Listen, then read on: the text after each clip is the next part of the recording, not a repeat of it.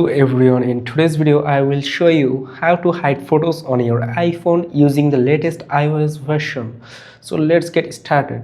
So first of all, you have to open the Photos app on your iPhone. Find the photo you want to hide and tap on it. Let me do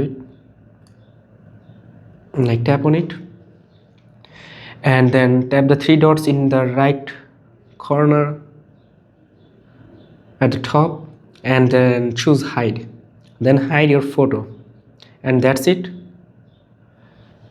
And if you want to hide multiple photos at once,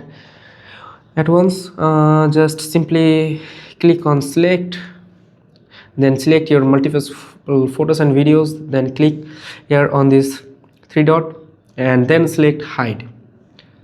And this is how you can hide multiple photos and videos at once. And that's it. And if you want to access your hidden photos and videos, then just simply click on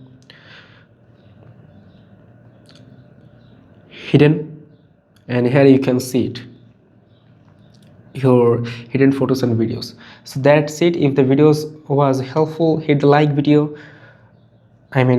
button and subscribe for more iPhone tips and tricks. See you next time.